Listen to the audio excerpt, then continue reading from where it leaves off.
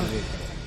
All right, we're going to come back and hit you with some tariff updates because news is breaking. The first one I know of is Trump has just said, effective immediately, the tariffs on China move from 104%. Larry, I think he's trying to make you happy, up to 125%. So let's talk about that. Do we have the other? Okay, we got another one, too. I'm just going to keep giving them to you. Yeah, here's the whole... And...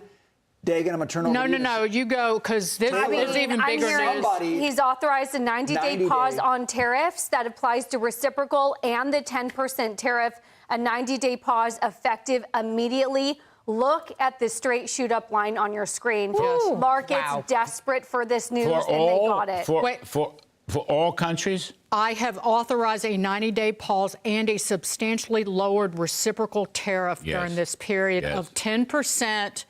Also effective immediately. You want me to read it, Larry? Yes, please. So 125% tariff on China because we crush you. How about that? Those were my words. Yes, ma'am. I'm getting down to no monetary. These countries.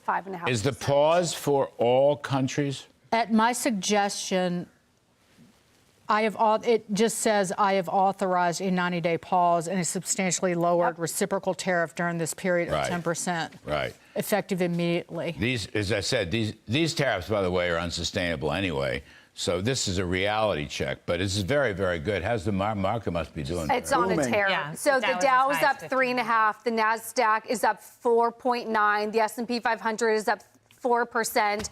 The Russell 2000 is up 3.6%. The Nasdaq 100, 5.3%. VIX falls to 40. Traders pare back all of their bets on Fed rate cuts. It's the 90-day pause.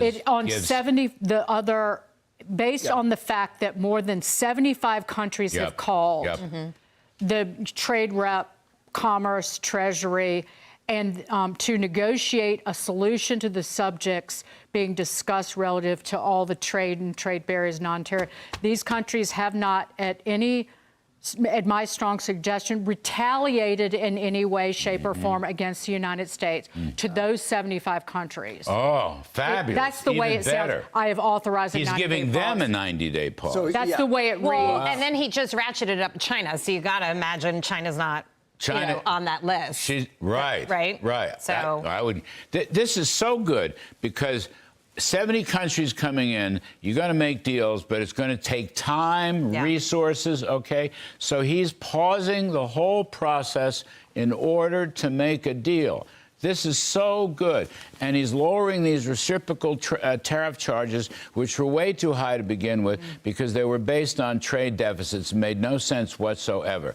So this is like a home run. This is, if I may, this is common sense Donald Trump. And the market. Common sense businessman Donald Trump. The market rallied on this rumor, mistakenly reported on Monday, the same way it's rallying now. But on Sunday night, traders were telling me that that's what the market wanted. This was.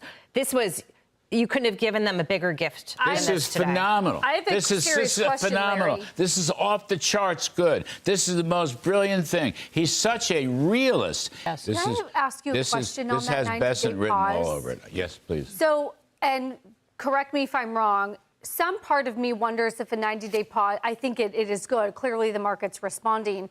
But if I'm a business leader, I'm now trying to figure out not what I'm doing today, but now what my world looks like 90 days from now. Does that not delay some of the uncertainty, or is this confirmation that we can get deals done in 90 days? You know, was it Jamie Dimon or Scott Besant was one that says these are 1,000 pages, we need months to get these deals done? If I'm a business leader and I'm trying to figure out if I'm hiring, firing, building or not, spending CapEx or not, what do I now do for the next 90 days? Well, that's a super good question.